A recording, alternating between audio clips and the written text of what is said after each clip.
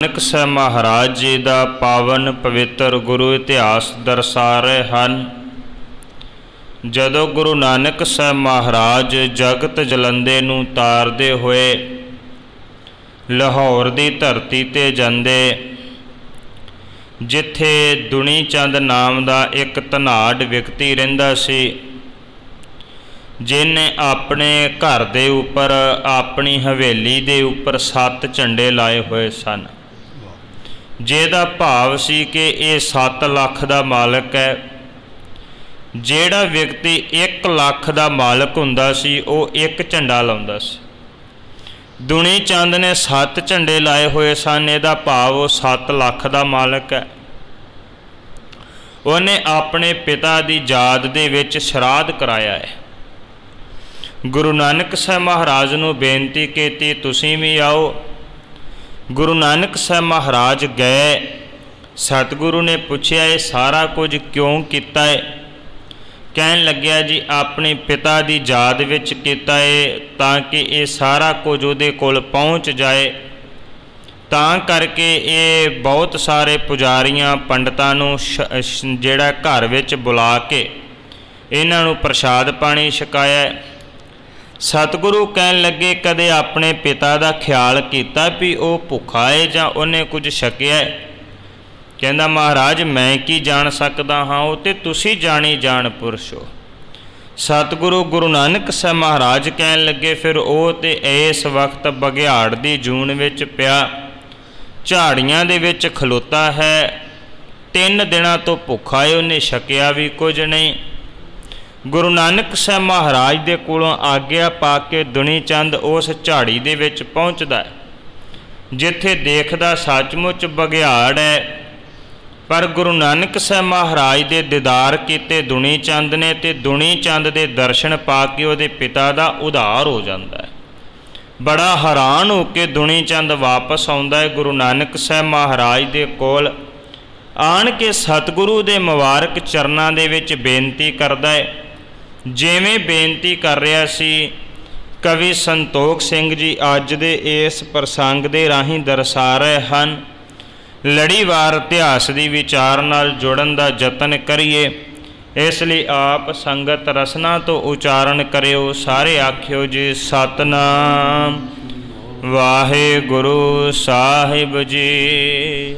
ਸੇਵਾ ਕਰਨ ਮੁਝੇ ਫੁਰਮਾਵੋ, ਤੁਮ ਸੰਤਨ ਕੇ ਨਿਰਚਿਤ ਭਾਵੋ। ਸਤਿਗੁਰੂ ਗੁਰੂ ਨਾਨਕ ਸਾਹਿਬ ਮਹਾਰਾਜ ਦੇ ਚਰਨਾਂ ਦੇ ਵਿੱਚ ਹੱਥ ਜੋੜ ਕੇ ਬੇਨਤੀ ਕਰਦਾ, ਮਹਾਰਾਜ ਮੈਨੂੰ ਸੇਵਾ ਕਰਨ ਦਾ ਕੋਈ ਮੌਕਾ ਦਿਓ, ਜਿਹਦੇ ਨਾਲ ਮੈਂ ਸੰਤ ਪੁਰਸ਼ਾਂ ਨੂੰ ਭਾ ਜਾਵਾਂ, ਚੰਗਾ ਲੱਗ ਜਾਵਾਂ, ਜਿਹਦੇ ਨਾਲ ਮੇਰਾ ਮਨੁੱਖਾ ਜੀਵਨ ਜਿਹੜਾ ਸਫਲ ਹੋ ਜਾਵੇ। ਮੈਨੂੰ ਕੋਈ ਸੇਵਾ ਕਰਨ ਦਾ ਮੌਕਾ ਬਖਸ਼ਿਸ਼ ਕਰੋ।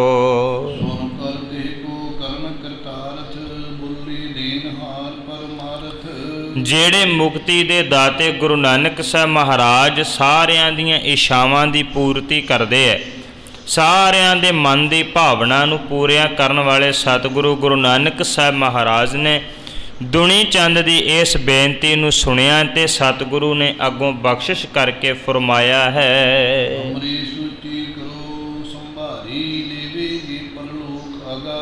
ਗੁਰੂ ਨਾਨਕ ਸਾਹਿਬ ਮਹਾਰਾਜ ਨੇ ਇੱਕ ਨਿੱਕੀ ਜਿਹੀ ਸੂਈ ਜੋ ਸੀ ਉਹ ਕੱਢ ਕੇ ਦਿੱਤੀ।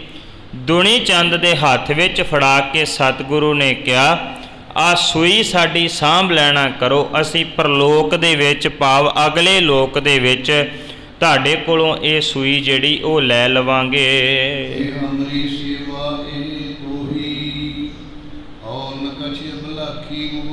ਸਤਿਗੁਰੂ ਕਹਿਣ ਲੱਗੇ, ਇਹੀ ਸੇਵਾ ਹੈ ਸਭ ਤੋਂ ਵੱਡੀ, ਇਹੀ ਸਮਝਾਂਗਾ ਮੈਂ ਕਿ ਤੂੰ ਬਹੁਤ ਵੱਡੀ ਸੇਵਾ ਕੀਤੀ ਹੈ, ਹੋਰ ਕਿਸੇ ਸੇਵਾ ਦੀ ਲੋੜ ਨਹੀਂ। ਬਸ ਤੂੰ ਇੰਨਾ ਕੀ ਕਾਰਜ ਕਰ ਦੇਵੀਂ, ਇੰਨਾ ਕੀ ਕੰਮ ਕਰ ਦੇਵੀਂ, ਇਹ ਸੂਈ ਰੱਖ ਲੈਣਾ ਕਰ, ਪਰਲੋਕ ਦੇ ਵਿੱਚ ਅਸੀਂ ਤੇਰੇ ਕੋਲੋਂ ਲਵਾਂਗੇ। ਇਹ ਸਭ ਤੋਂ ਸ਼੍ਰੋਮਣੀ ਸੇਵਾ ਹੋਵੇਗੀ ਤੇਰੇ ਵਾਸਤੇ।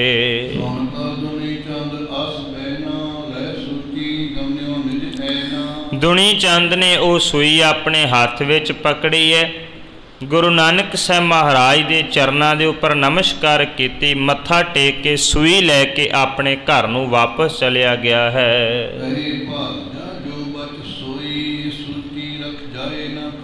ਜਾ ਕੇ ਆਪਣੀ ਪਤਨੀ ਨੂੰ ਉਹ ਸੂਈ ਦੇ ਕੇ ਕਹਿਣ ਲੱਗਿਆ, ਆ ਸੂਈ ਸਾਂਭ ਕੇ ਰੱਖ ਲੈ, ਇਹ ਕਿਤੇ ਗਵਾਚ ਨਾ ਜਾਵੇ, ਇਹ ਬੜੀ ਸਾਂਭਣ ਵਾਲੀ ਜ਼ਰੂਰੀ ਜਿਹੜੀ ਉਹ ਵਸਤੂ ਹੈ।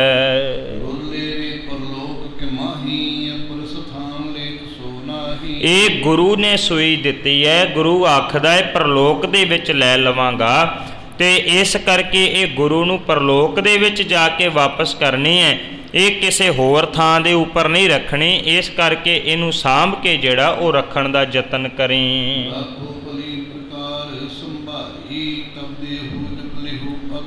ਇਹਨੂੰ ਚੰਗੀ ਤਰ੍ਹਾਂ ਦੇ ਨਾਲ ਸਾਂਭ ਕੇ ਰੱਖਣਾ ਕਰੀ, ਕਿਤੇ ਇੱਥੇ ਇੱਧਰ ਉੱਧਰ ਨਾ ਹੋ ਜਾਵੇ, ਕਿਤੇ ਗਵਾਚ ਨਾ ਜਾਵੇ। ਜਦੋਂ ਫਿਰ ਗੁਰੂ ਦੇ ਨਾਲ ਕੀਤੇ ਵਾਅਦੇ ਦੇ ਅਨੁਸਾਰ ਇਹਨੂੰ ਪ੍ਰਲੋਕ ਵਿੱਚ ਜਾ ਕੇ ਵਾਪਸ ਕਰਾਂਗਾ।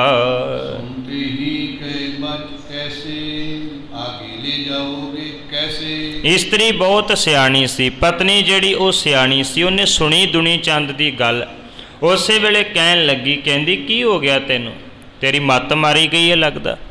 ਇਹ ਸੂਈ ਕਿਵੇਂ ਨਾਲ ਜਾ ਸਕਦੀ ਹੈ? ਇਹ ਤੇ ਸਰੀਰ ਵੀ ਨਾਲ ਨਹੀਂ ਜਾਣਾ, ਇਹ ਸਰੀਰ ਵੀ ਇੱਥੇ ਰਹਿ ਜਾਣਾ ਹੈ। ਜੋ ਕੁਝ ਮਨੁੱਖ ਦੇ ਨਾਲ ਧਰਤੀ 'ਤੇ ਆਇਆ ਉਹ ਸਰੀਰ ਹੀ ਆਇਆ, ਅਤੇ ਸਰੀਰ ਜਾਣ ਲੱਗਿਆ ਇਹ ਨਾਲ ਵੀ ਨਹੀਂ ਜਾਣਾ। ਅਤੇ ਫਿਰ ਜੇ ਸਰੀਰ ਨਾਲ ਨਹੀਂ ਜਾਣਾ ਅਤੇ ਫਿਰ ਆਹ ਸੂਈ ਕਿਵੇਂ ਨਾਲ ਜਾ ਸਕਦੀ ਹੈ?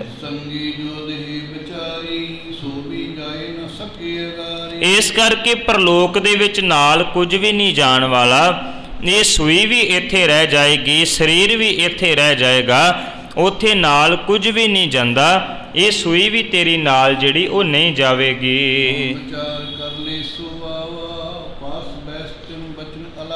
ਦੁਨੀ ਚੰਦ ਨੇ ਗੱਲ ਸੁਣੀ, ਦਿਮਾਗ ਦੇ ਵਿੱਚ ਗੱਲ ਬੈਠ ਗਈ, ਸੋਚਿਆ ਵਾਕਿਆ ਗੱਲ ਤਾਂ ਸੱਚੀ ਹੈ।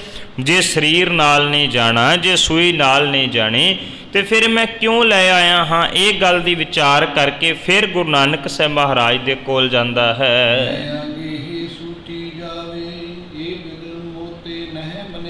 ਜਾ ਕੇ ਹੱਥ ਜੋੜ ਕੇ ਕਹਿਣ ਲੱਗਿਆ, ਮਹਾਰਾਜ ਇਹ ਸੂਈ ਪ੍ਰਲੋਕ ਦੇ ਵਿੱਚ ਨਹੀਂ ਜਾਵੇਗੀ, ਇਹ ਜਿਹੜਾ ਤੁਸੀਂ ਹੁਕਮ ਕੀਤਾ ਹੈ ਨਾ, ਇਹ ਹੁਕਮ ਨਹੀਂ ਮੈਂ ਨਿਭਾ ਸਕਦਾ, ਇਹ ਹੁਕਮ ਨਹੀਂ ਮੰਨਿਆ ਜਾ ਸਕਦਾ। ਇਸ ਕਰਕੇ ਇਹ ਜਿਹੜੀ ਸੇਵਾ ਤੁਸੀਂ ਮੇਰੇ ਮੱਥੇ ਲਾਈ ਸੀ, ਇਹਦੇ ਲਈ ਮੈਨੂੰ ਖਿਮਾ ਕਰ ਦਿਓ, ਇਹ ਸੇਵਾ ਮੈਂ ਨਹੀਂ ਨਿਭਾ ਸਕਦਾ।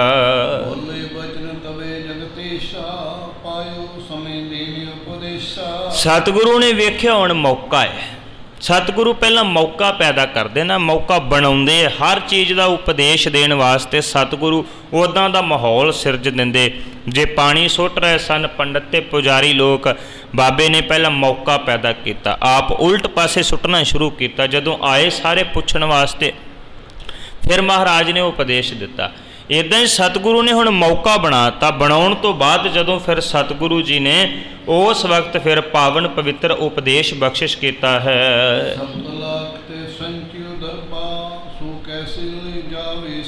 ਸਤਿਗੁਰੂ ਕਹਿਣ ਲੱਗੇ ਸੂਈ ਨਾਲ ਨਹੀਂ ਜਾਣੀ? ਕਹਿੰਦਾ ਜੀ ਬਿਲਕੁਲ ਨਹੀਂ ਜਾਣੀ। ਮਹਾਰਾਜ ਕਹਿੰਦੇ ਜਿਹੜਾ 7 ਲੱਖ ਇਕੱਠਾ ਕੀਤਾ, 7 ਝੰਡੇ ਲਾ ਕੇ ਬੈਠਾ ਹੈ, ਇਹ ਫਿਰ ਨਾਲ ਕਿੱਦਾਂ ਜਾਣਗੇ? ਪ੍ਰਲੋਕ ਦੇ ਵਿੱਚ ਤੂੰ ਕਿਵੇਂ ਨਾਲ ਲੈ ਕੇ ਜਾਵੇਂਗਾ?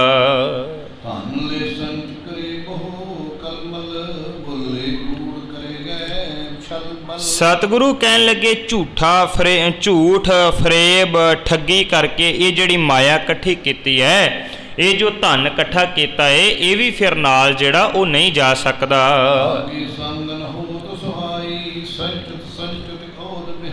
ਸਤਿਗੁਰੂ ਕਹਿਣ ਲੱਗੇ ਮਾਇਆ ਵੀ ਨਾਲ ਨਹੀਂ ਜਾਣੀ, ਜਿਹੜੀ ਸਾਰੀ ਜ਼ਿੰਦਗੀ ਜੋੜਦਿਆਂ ਲੰਘ ਜਾਂਦੀ ਹੈ।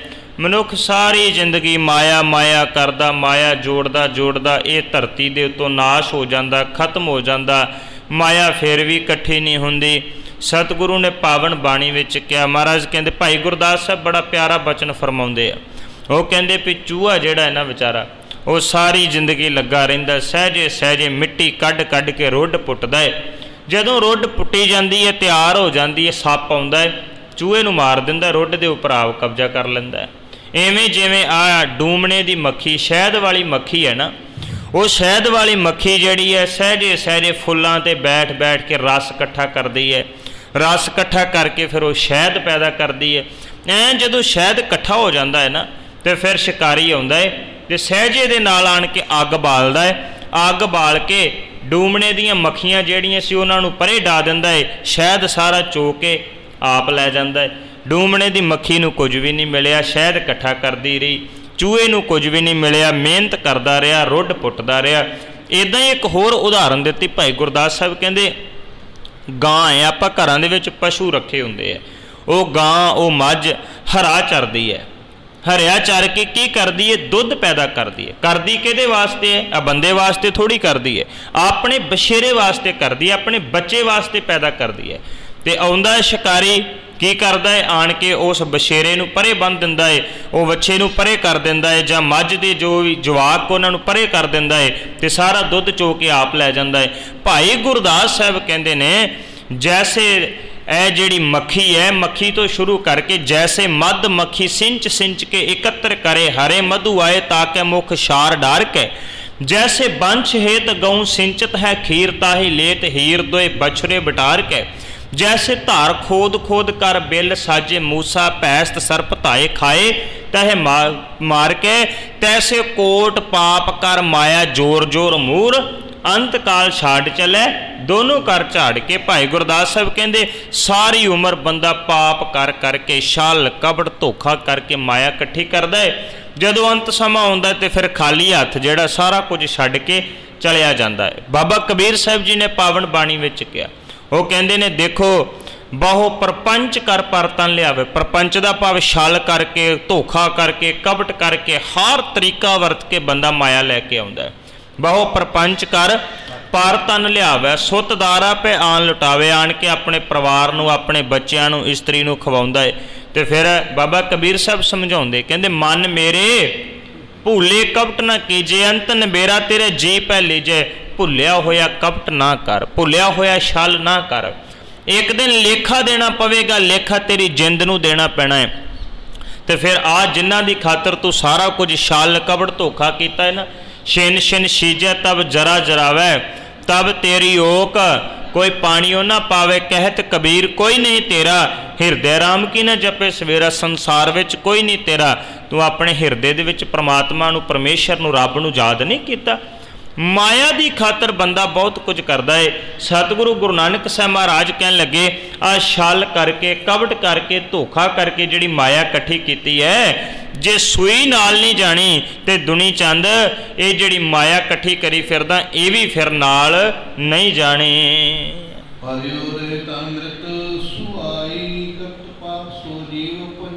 सतगुरु कहन लगे जदों मौत आई ना, जदों जम लैन वास्ते आ गए, आड़ी इकट्ठी कीती माया ना, ये तेरी फिर धरी धराई इत्थे रह जावेगी।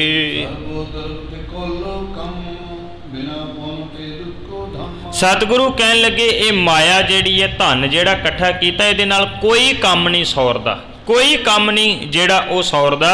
ये काम तां ही सौरदे जिहदे नाल धन दौलत दे नाल पुण्य वाले काम किए जान, भले वाले काम किए जान, जेड़े मानवता के भले हित होण वो काम किए जान, तो फिर ये माया जिहड़ी सफल हो जाती है। नहीं तो ये जिहड़ी माया है ये किसी भी काम नहीं आउंदी। गुरु नानक साहब महाराज दुनी चंद नूं इदां समझा रहे सन।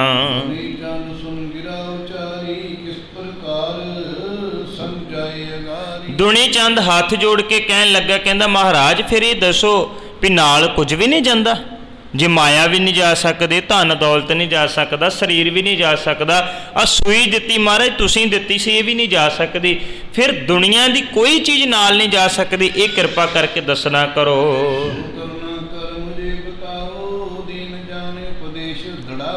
दुनी चंद कहन लगे महाराज कृपा करो मेरे उपर, मैनू ये निमाणा जान के सतगुरु मेरी बेनती प्रवान करके मैनू ये पावन सिक्ख्या जिहड़ी उपदेश जिहड़ा वो देना करो।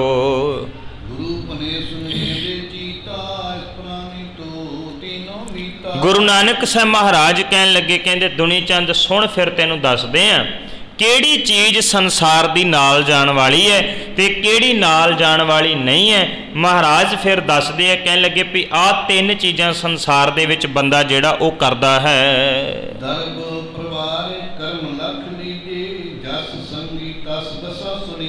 गुरु नानक साहब महाराज कहन लगे बहुता करके बंदे दा वाह जिहड़ा वो इन्हां तीन चीज़ां दे नाल रहिंदा है। किहदे किहदे नाल? सतगुरु कहंदे पहला काम धन दे नाल, माया दे नाल। दूसरा वाह रहिंदा बंदे दा परिवार दे नाल, तीसरा है कर्म दे नाल। कर्म का अर्थ हुंदा जो कुछ बंदा काम करता है। सतगुरु कहन लगे ये तीन चीज़ां बंदे दे नाल साथ जिहड़ा है सरीरक तौर के उपर दिंदियां।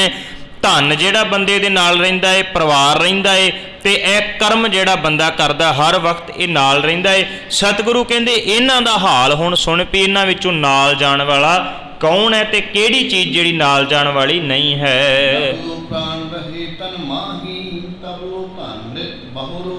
सतगुरु गुरु नानक साहब महाराज कहन लगे दुनी चंद जिन्ना चिर शरीर दे विच साह रहिंदे है ना, श्वास रहिंदे है, उन्ना चिर धन जिहड़ा है वह मित्र बन के रहिंदा है। ये धन है ही उन्ना चिर जिन्ना चिर शरीर दे विच प्राण है। प्राण निकल जाण बंदे दे कोल करोड़ां रुपया जिहड़ा है वो सारे पैसिਆਂ ਦਾ भी खरीद के एक साह जिहड़ा है ना बंदे नूं वो नहीं दिता जा सकता। ये धन पदार्थ उन्ना चिर है जिन्ना चिर शरीर काम करता है। तो हकीकत है कई बार शरीर हुंदा भी है, ये धन पदार्थ माया तां भी किसी काम नहीं आउंदी। जदों डॉक्टर 36 प्रकार दीयां पाबंदियां ला दिंदे है, हुण तूं ये भी नहीं खा सकदा, यह भी काम नहीं कर सकता, उहदे सामने सारा कुछ पिया होवे लेकिन तन नूं बचाउण वास्ते वो बंदा वो मन भावें जुबान भावें जिन्ना मर्जी लालच विच ललचा रही होवे भी ये खा लवां, पर बंदा नहीं खा सकता। धन केवल उन्ना चिर है जिन्ना चिर शरीर है, शरीर तो बिना धन जिहड़ा किसी काम का नहीं है।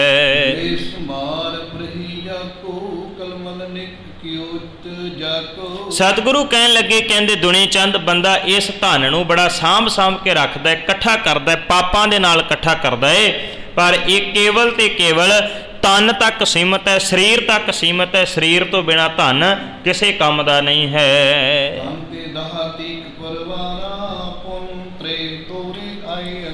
गुरु नानक साहब महाराज कहन लगे दूसरा जिहड़ा बंदे दा साथी वो परिवार हुंदा है।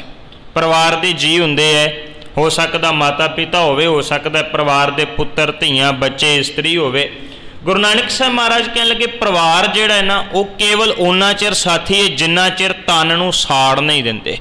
जद ही ये तन जिहड़ा है नाश हो गया, मिट्टी हो गया, मिट्टी तो बाद इनू अग दे विच जाके साड़ता, बस वो सड़न दी देर सी परिवार जिहड़ा है उहदे नालों नाता रिश्ता जिहड़ा बंदे दा वो टुट जांदा है।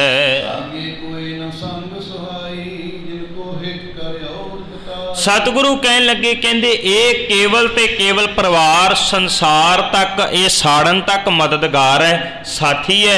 जेड़े परिवार नाल बंदा अत दा प्रेम करदा है वो परिवार भी मनुख नूं अग दे विच जलाउण तो बाद साथ नहीं निभा सकदा, किसी काम नहीं आ सकदा।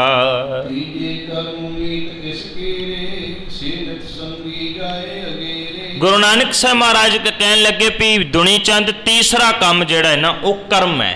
बंदे दा साथी है कर्म, वो साथी जिहड़ा इस संसार दे विच भी नाल निभदा है और अगे जाके भी नाल जिहड़ा वो निभ जांदा है।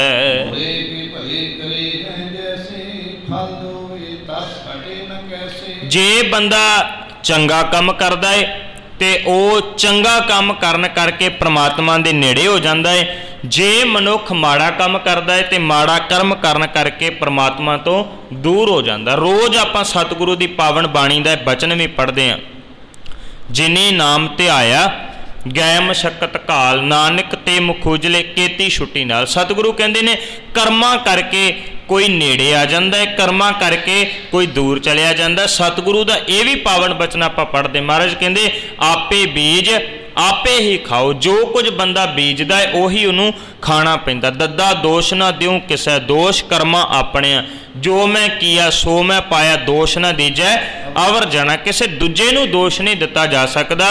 जिहड़ा काम बंदे ने कीता है, जिद्दां दा कर्म कीता है, धर्म का कर्म किया है, चंगा कर्म किया है तो उन्होंने चंगा फल मिलेगा, माड़ा कर्म किया है उन्होंने माड़ा फल मिलेगा। बल्कि सतगुरु गुरु अर्जन साहब महाराज ने कहा बंदे काम तो करना ही करना है। मनुख ने संसार दे विच विचरदियां काम तो कोई ना कोई करना है, जां वो काम चंगा होएगा जां माड़ा होएगा। बैठा तो रह नहीं सकता बंदा कि हाथ ते हाथ धर के बैठ जाए।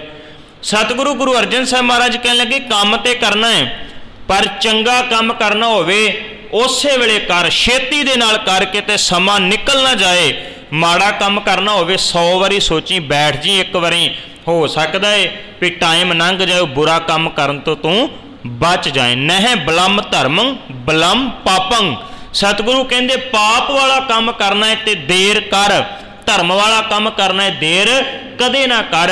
सतगुरु गुरु नानक साहब महाराज इत्थे कहते दुनी चंद कर्म ही एक ऐसी चीज़ है जिहड़ी लोक विच भी परलोक विच भी सहायता करती है। कर्म चंगे कीते होण ते रब दे घर विच बंदा प्रवान हो जाता है।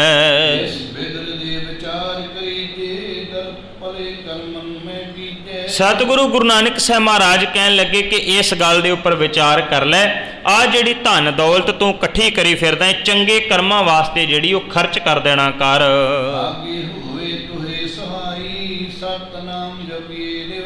अकाल पुरख वाहिगुरु दा सिमरन कर, ये परमात्मा दा नाम सिमरन अगे जाके भी तेरी सहायता करेगा। ये लोक विच भी सहायता करदा है, परलोक विच भी सहायता करदा। परमात्मा दे नाम नाल जुड़ना कर। सत संगत को करो मिलापा, तजिए अपर विकार कलपा। कहन लगे कि सत संगत दे विच बैठ के सत संगत करनी कर, परमात्मा दे नाम नाल जुड़ना कर, विषय विकारां दा त्याग कर देना कर।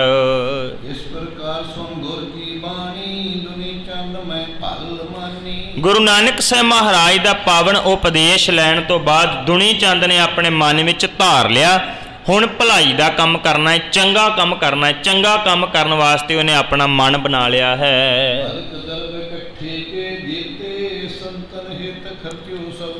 जिहड़ी माया उन्हें इकट्ठी कीती सी, 7 झंडे ला के 7 लाख रुपया इकट्ठा कीता सी, उन्हें वो सारी संत पुरुषों की खातर जिहड़ी वो खर्च करनी शुरू कर दी है।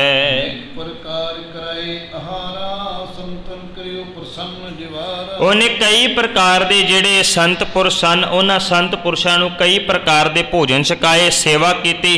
पाव ने अपनी माया धर्म दे जिहड़ी लेखे दे विच लाउणी शुरू कर दी है।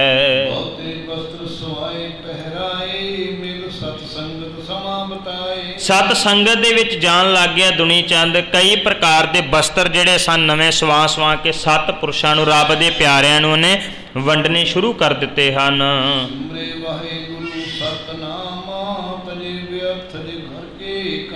इदां करके अकाल पुरख वाहिगुरू दा सिमरन करन लग पिया। घर दे काम जिहड़े सन उहने सारे दे सारे त्याग दिते हन ते इवें धर्म वाले कामां दे विच दुनी चंद जिहड़ा वो लग जांदा है।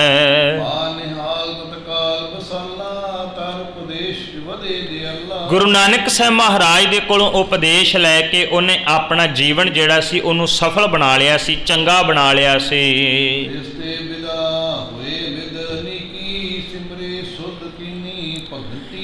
इवें करके दुनी चंद नूं उपदेश दे के गुरु नानक साहब महाराज लाहौर दे विचों फिर विदा हुंदे हन। सतगुरु गुरु नानक साहब महाराज कहंदे मरदानिया चल हुण आपां वापस चलना करिए सुल्तानपुर दी धरती दे उपर। भैन जिहड़ी है वो याद कर रही है, चेते कर रही है। गुरु नानक साहब महाराज ने दुनी चंद नूं उपदेश दिता जिहड़ा श्राद्धां दे दिनां दे विच अपने वडेरियां दी याद नूं मनाउंदा होया कई प्रकार दे उस सनातनी धर्म दे अनुसार रीति रस्मों रिवाज कर रहा सी। गुरु नानक साहब महाराज इवें सच दा